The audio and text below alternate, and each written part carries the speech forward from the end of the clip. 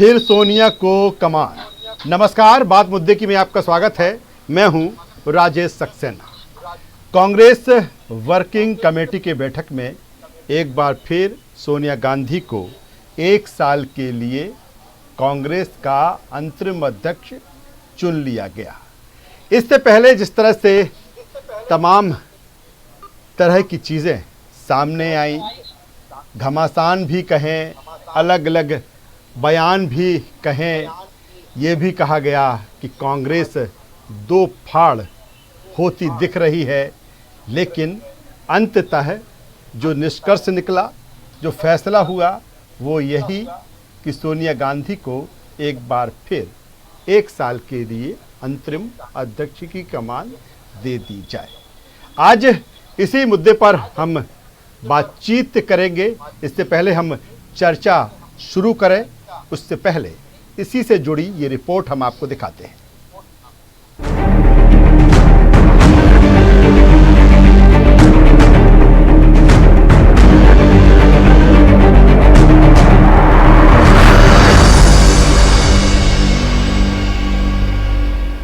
सोनिया ने की इस्तीफे की पेशकश तो मनमोहन एंटनी ने की अपील, पद पर बनी रही। राहुल की चिट्ठी की टाइमिंग पर सवाल, फिर आया नया मोड़। कार्य समिति की बैठक में लिया गया फैसला, सोनिया गांधी ही रहेंगी कांग्रेस की अंतरिम अध्यक्ष। आखिरकार सोनिया गांधी को 1 साल के लिए फिर से कमान सौंप दी गई है, लेकिन इसे लेकर पिछले 24 घंटे कांग्रेस में सियासत चरम पर रही। क्या क्या चला इस दौरान, आइए आपको विस्तार से बताते हैं। सोनिया गांधी ने अंतरिम अध्यक्ष पद से इस्तीफे की पेशकश की और साथ में उस चिट्ठी का जवाब भी दिया जिसमें नेतृत्व पर सवाल उठाए गए थे।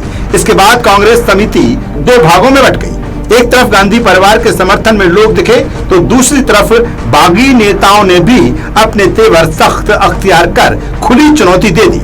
हालांकि इसके बाद जहां कपिल सिब्बल के तेवर कुछ नर्म पड़े तो गुलाम नबी आजाद भी ठंडे पड़ते दिखाई दिए। गुलाम नबी आजाद ने बीजेपी से जुड़े होने वाले विवाद पर अपने ट्वीट के जरिए सफाई दी है और कहा, राहुल गांधी ने ये कभी नहीं कहा, ना ही CWC में ना ही बाहर, कि ये पत्र बीजेपी के साथ मिलकर लिखा गया था। वहीं बीजेपी ने कांग्रेस में मचे घमासान पर जमकर निशाना साधा। कांग्रेस के कई वरिष्ठ नेता, गुलाम नबी आजाद, कपिल सिब्बल, इन सब ने चिट्ठी लिखी कांग्रेस के अध्यक्ष सोनिया गांधी को, 25 नेताओं ने, कि कांग्रेस बर्बाद हो रही है, हमको पूर्णकालिक कांग्रेस का अध्यक्ष चाहिए। उनने मांग की तो राहुल भैया का दिमाग तो देखो। राहुल गांधी कहने लगे कि जिनने ये चिट्ठी लिखी है वो कपिल सिब्बल हो, गुलाम नबी आजाद हो, वो सबके सब कांग्रेस के साथ मिले, वो सब भारतीय जनता पार्टी के साथ मिले हैं और प्रज्ञावान से लगभग यही कह दिया कि वो गद्दार है। धन्य है रे राहुल भैया, अच्छी अकल पाई है। जब तेरे जैसा नेता कांग्रेस में है तो कांग्रेस का सफाया करने के लिए भाजपा की तो जरूरत ही नहीं है। यही जिम्मेदारी है। शिवराज सिंह जी तो मुझे कहते हैं कि उस प्रजातंत्र के मंदिर वल्लभ भवन को उन्होंने भ्रष्टाचार का मंदिर में तब्दील कर दिया, कमलनाथ जी और दिग्विजय सिंह जी ने कांग्रेस के शासनकाल में।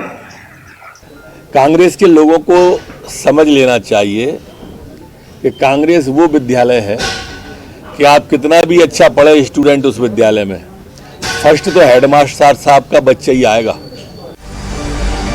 आजादी के बाद से अब तक ये 19 नेता कांग्रेस अध्यक्ष बने। इनमें से गांधी परिवार से 14 नेता नहीं थे।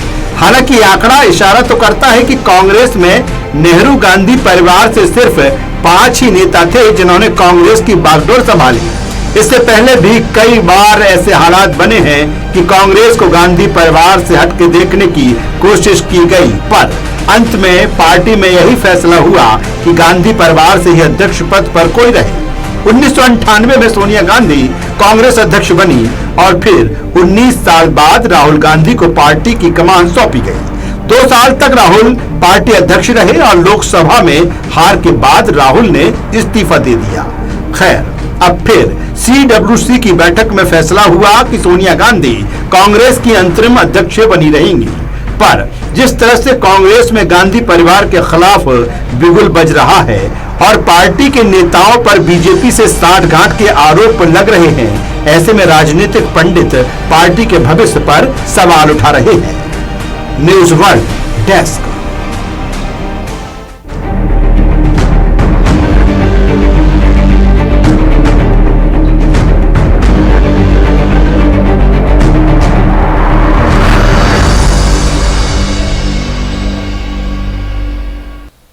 फिर सोनिया को कमान, आज इसी मसले पर हम चर्चा करेंगे, बातचीत करेंगे। इससे पहले हम चर्चा शुरू करें, अपने मेहमानों से आपका परिचय करा दें, तारुफ करा दें।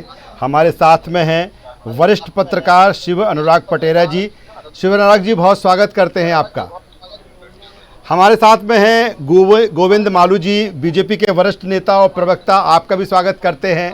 और कांग्रेस के वरिष्ठ नेता पूर्व मंत्री चौधरी राकेश सिंह जी चतुर्वेदी हमारे साथ में हैं, आपका भी स्वागत करते हैं राकेश जी। लेकिन सबसे पहले मैं आऊँगा, इस फैसले पर प्रतिक्रिया जानना चाहूँगा। वरिष्ठ पत्रकार शिव अनुराग पटेरा जी हमारे साथ में हैं। शिव अनुराग जी, क्या कहेंगे जिस तरह से जो घमासान देखा गया, कल से परसों से तमाम तरह के ट्वीट हुए, पत्र लिखे गए, कई तरह के बयान भी आए और अंततः जो फैसला हुआ वो ये हुआ कि सोनिया गांधी को 1 साल के लिए अंतरिम अध्यक्ष बना दिया जाए, या जिस तरह से वो अंतरिम अध्यक्ष थी उसी को एक्सटेंड कर दिया जाए। मेरा सवाल आपसे ये है कि ये जो फैसला हुआ है, क्या वैसा ही फैसला एक प्लान किया गया था, मजबूरी में फैसला हुआ है, या कोई भविष्य की रणनीति भी इसमें आपको दिख रही है? राजेश जी, 2-3 चीजें बड़ी साफ हैं। कांग्रेस अपना भविष्य नेहरू गांधी परिवार के आगे देख रही है। और सबसे बात है कि एक ऐसे सुनहरे धागे की तरह है, कांग्रेस की एकता का बंधन बांधता है, एक रखता है। अगर कोई दूसरा नेता बनता है, चाहे वो नरसिंह राव हो, चाहे सीताराम केसरी हो, देवकांत बरुआ हो, इनके नेतृत्व हमेशा सवाल खड़े होते रहे हैं। लेकिन नेहरू गांधी परिवार को लेकर ऐसे सवाल खड़े नहीं हुए, या उस तरह की स्थिति बनी, या नरसिंह राव की स्थिति थी। दूसरी सबसे बड़ी बात है, कांग्रेस में अध्यक्ष होता है या अध्यक्ष ना होते भी पूरा सब उनके हाथ में होते हैं, तो बाकी नेता उस कुर्सी को चुनौती नहीं देते हैं, बाकी सब चुनौतियां देते रहते हैं। अक्सर ये कहा जाता है कि ऐसे व्यक्ति को शीर्ष पर बैठाइए जिसके नेतृत्व को चुनौती ना हो। सब यही वो कारण है कि कांग्रेस के भीतर सारे पदों के लिए चुनौती हो जाती है, लेकिन नेहरू गांधी परिवार की स्थिति को लेकर चुनौती सामान्य रूप से नहीं होती। कार्यकर्ता हो या उनका नेता हो, सब पीछे हट जाते हैं। आज कल से जो घटनाक्रम चालू हुआ 23 कांग्रेस के नेताओं की चिट्ठी के बाद में, तो घूम घाम के बात वहीं आई जहां पर डॉक्टर नरोत्तम मिश्रा ने कही थी कि अब हेडमास्टर साहब का बेटा नहीं बना, हेडमास्टर साहब के खुद ही नंबर आ गए। तो सबसे बड़ी बात है कि कांग्रेस इसके अलावा विकल्प देखती नहीं है, सोचती नहीं है, उसके बारे में बात नहीं करती है। मुझे लगता है आने वाले समय में अगर कांग्रेस को आगे बढ़ना है तो बहुलता की तरफ आपको आगे बढ़ना पड़ेगा। एक परिवार का सम्मान है, बनाए रखिए, अच्छी बात है। नेहरू गांधी परिवार की देश की एकता में अखंड उसको स्वीकार कर, लेकिन मुझे लगता है कि नदी में भी अगर ताजा पानी ना आए, दिक्कत। शिव अनुराग जी, लेकिन सवाल यहाँ ये है कि क्या जिस तरह से स्थितियां परिस्थितियां की कांग्रेस की इस समय है, लगातार परफॉर्मेंस गिर रहा है, और ये कहा जा रहा था नए अध्यक्ष को लेकर, पूर्णकालिक अध्यक्ष को लेकर ये कहा जा रहा था कि CWC से लेकर नीचे तक सारा कुछ दुरुस्त करने की ज़रूरत है। क्या कोई कांग्रेस के भीतर डर है, और डर के बीच ही इस तरह का निर्णय लिया गया? हालांकि जिस तरह से संगठन को मजबूत करने की पूरे देश में ज़रूरत है, ऐसे में आपको लगता है कि संगठन में इस तरह से कोई कायाकल्प दिखेगा, या वही स्थिति में वही स्ट्रेटेजी से कांग्रेस चलेगी जिस तरह से पिछले समय से चलती आई है?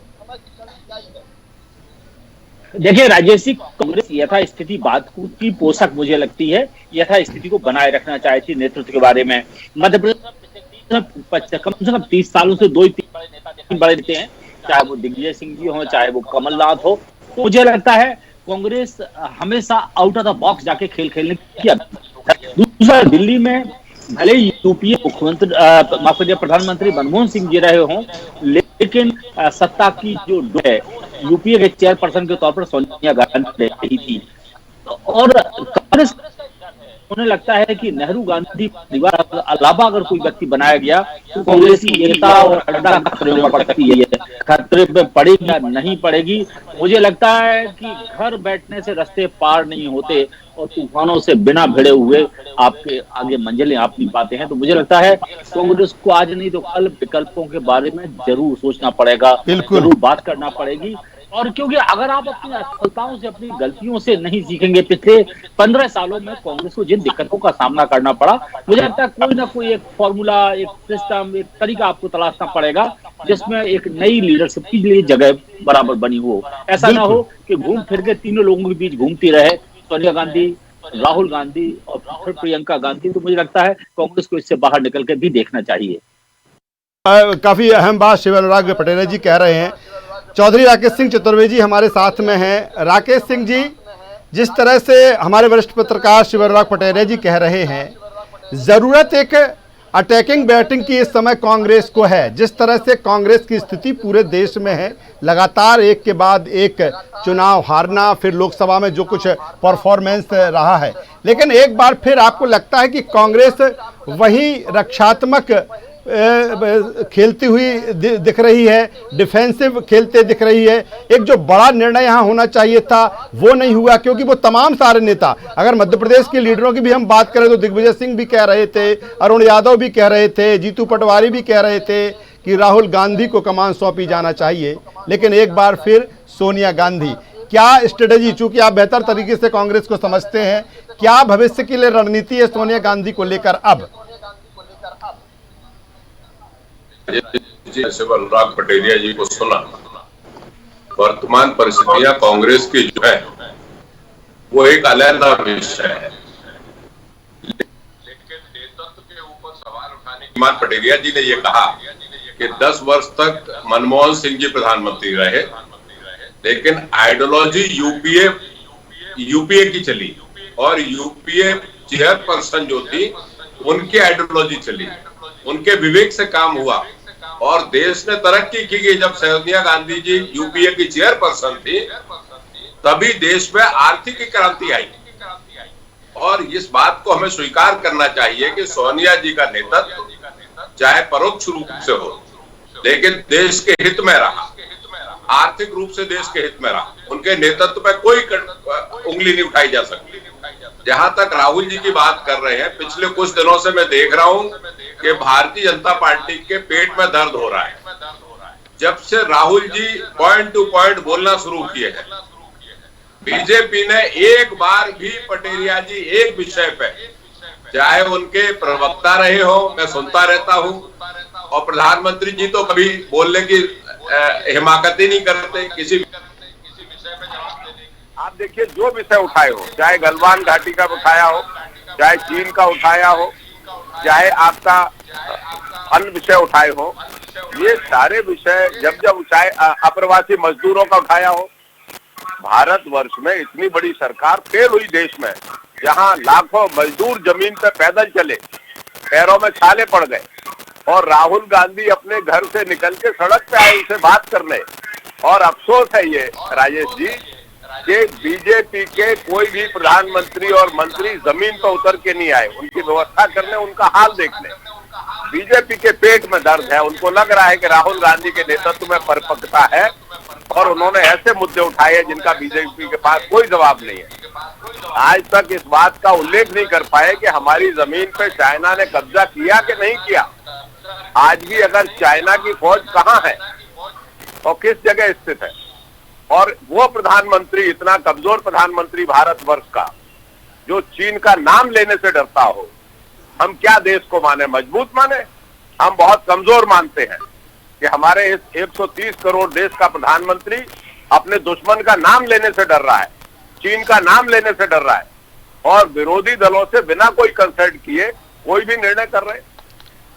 बिल्कुल नहीं, राकेश जी काफी आप अहम बात कर रहे हैं। राहुल गांधी को लेकर तमाम सारे नेता, आपके तमाम सारे नेता पैरवी कर रहे थे कि राहुल गांधी को कमान दे दी जाए, पूर्णकालिक अध्यक्ष बना दिया जाए, और वही बात आप कह रहे हैं कि Rahul Gandhi point two point बोल रहे हैं, वो तमाम सारे मुद्दे उठा रहे हैं जिस पर कहीं ना कहीं मोदी सरकार बैकफुट पर नजर आती है। तो फिर राहुल गांधी को कमान क्यों नहीं? आखिर कौन सा ऐसा पैच रहा है कि राहुल गांधी को कमान नहीं दी गई? ये चर्चा का विषय तो हो सकता है, डिस्कशन का विषय तो हो सकता है राजेश जी, लेकिन ये निर्णय सीडब्ल्यूसी का है, ये कांग्रेस के वरिष्ठ नेतृत्व का निर्णय, हम लोग उस पर डिस्कशन कर सकते हैं। मैंने कहा कि नेतृत्व तो सोनिया जी का भी बहुत बेहतर रहा, जिसमें यूपीए सरकार के समय देश ने बहुत तरक्की की, लोगों को रोजगार मिले, और राहुल जी ने पिछले दिनों से अपनी बात रख के ये साबित किया है कि वो मुद्दे की बात पे दृढ़ता पूर्वक रखते हैं, जिसका भारतीय जनता पार्टी के पास कोई जवाब नहीं है। अब हल्के फूले के कटाक्ष करके, मजाक करके अगर गंभीर विषय को नहीं रखें और बात नहीं करें तो राहुल जी का नेतृत्व भी सक्षम नेतृत्व है, लेकिन ये निर्णय करने का काम सीडब्ल्यूसी का है, ये हमारे और आपका नहीं है। हम डिस्कशन कर सकते हैं, लेकिन कांग्रेस मैं दोबारा आपके पास में आऊंगा और इस चर्चा को आपके साथ आगे बढ़ाऊंगा। गोविंद मालू जी हमारे साथ में हैं, बीजेपी के वरिष्ठ नेता और प्रवक्ता। मालू जी क्या कहेंगे? हालांकि आप कह सकते हैं ये तो कांग्रेस का अंदरूनी मामला है, लेकिन कहीं ना कहीं इसमें आज बीजेपी भी शामिल दिखी। जिस तरह से कांग्रेस के कई नेताओं पर ये लगा, वरिष्ठ नेता कांग्रेस के, कि बीजेपी से उनकी साठगांठ है, ये आप पर आरोप लगे। क्या कहेंगे? अंतरिम अध्यक्ष सोनिया गांधी बनी है। मैंने मेरे मित्र शिवनराज जी को भी सुना, राकेश जी को भी सुना। जो लोकतंत्र की बात है वो पार्टी में हो ही नहीं सकता है कांग्रेस में, क्योंकि कांग्रेस तो वो कभी की चली गई जहां पर लोकतंत्र था। जब कांग्रेस का विभाजन हुआ तो इसका नाम हुआ इंदिरा कांग्रेस, और ये इंदिरा कांग्रेस का टुकड़ा है। इसलिए यहाँ पर लोकतंत्र का सवाल ही नहीं है, किसी दूसरे को अध्यक्ष देखने का गांधी परिवार के अलावा सवाल ही नहीं। शिवनराज, अभी भाई राकेश जी कह रहे थे कि राहुल जी भी बहुत अच्छा कर रहे हैं, सोनिया जी भी अच्छा कर रही है, एक और नाम भूल गए वो प्रियंका जी का, उनका नाम लेना वो भूल गए कि प्रियंका जी भी अच्छा कर रही है।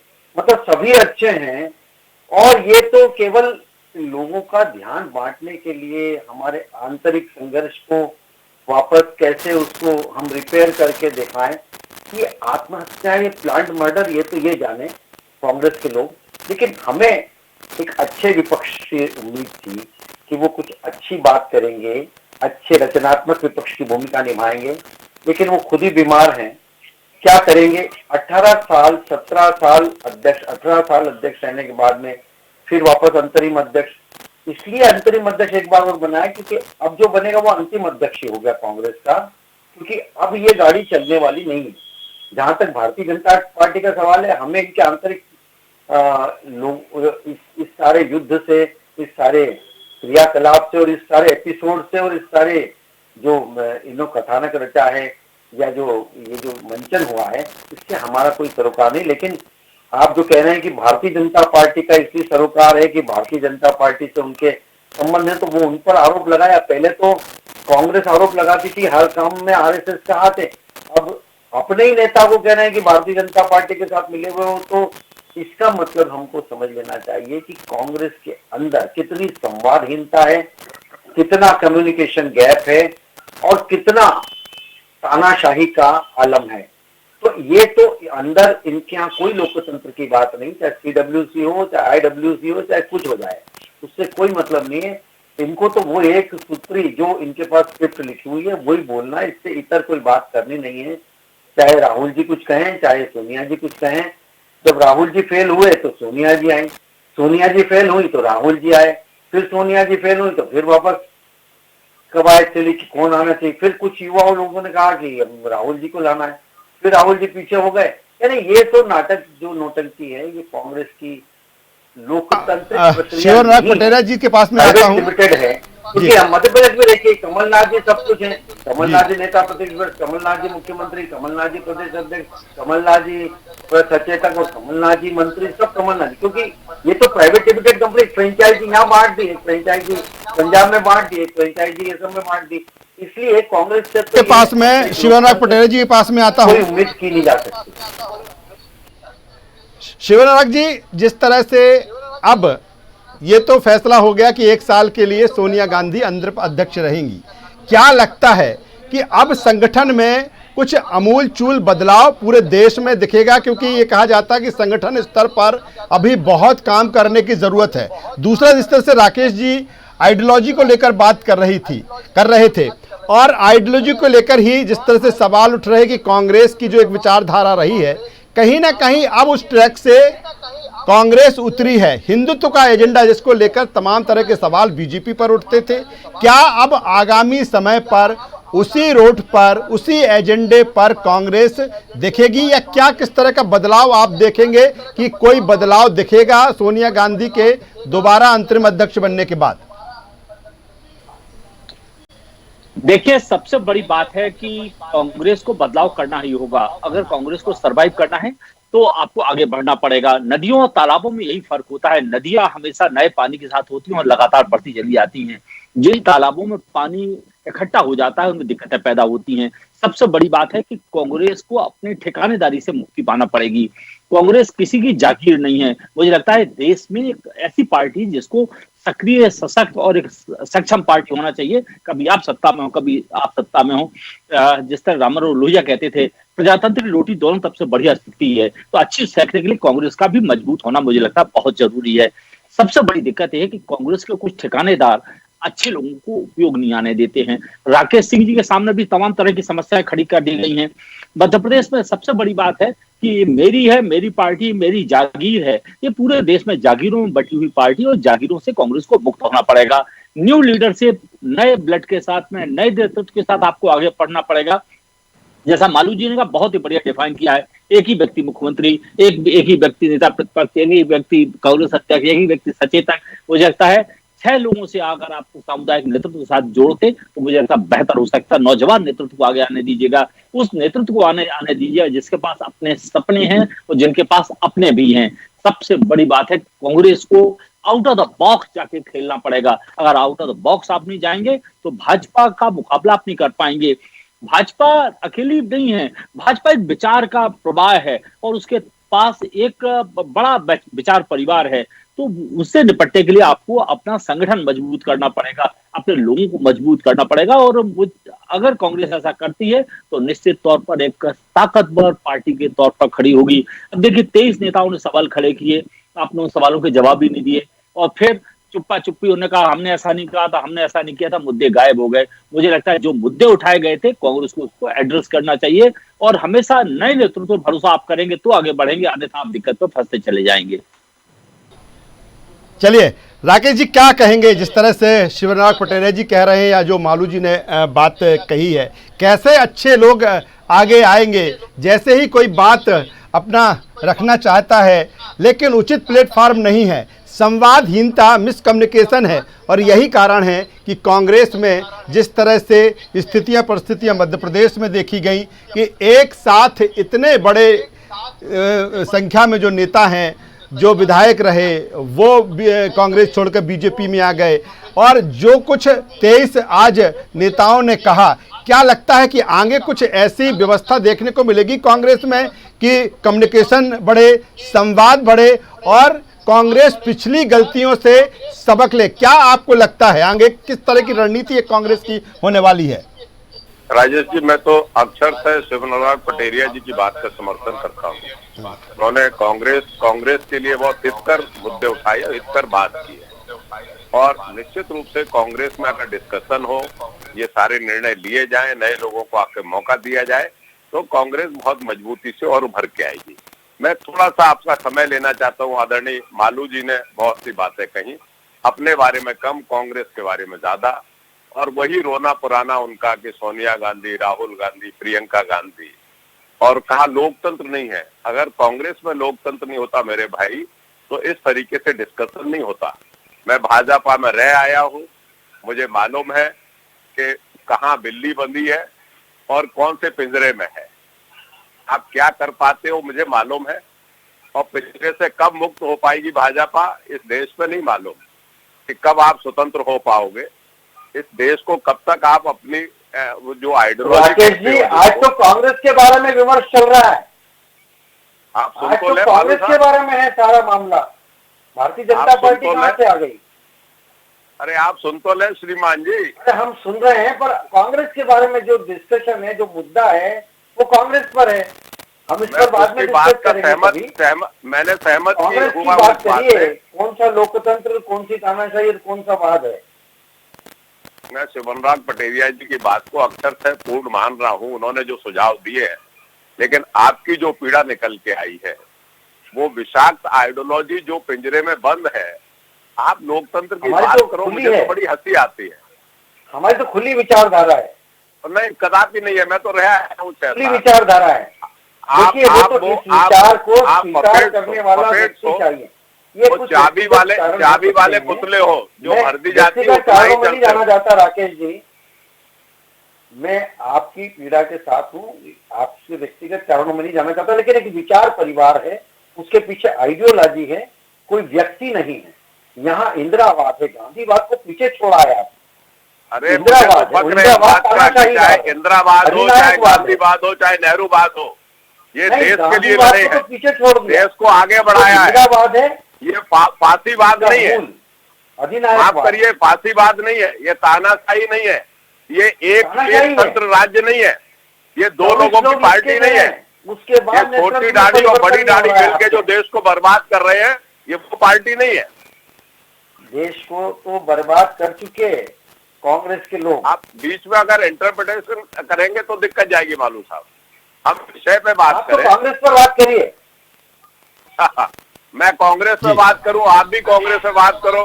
बोलिए राकेश जी, आप बोलिए। हमें विषय बोल दिया, हम दूसरे विषय पे क्यों बात करेंगे? राकेश जी बोलिए।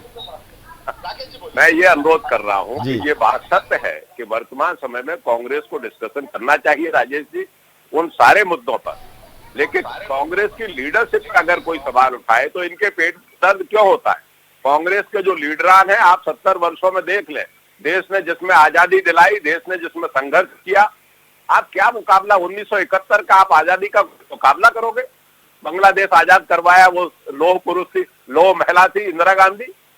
आप एक एक करके जमीन कब्जा कराते जा रहे हो और चूहा बन के बैठे हुए हो, आप निकल के बाहर नहीं आ रहे हो। चीन का नाम लेने में आपकी दो मिल रही है।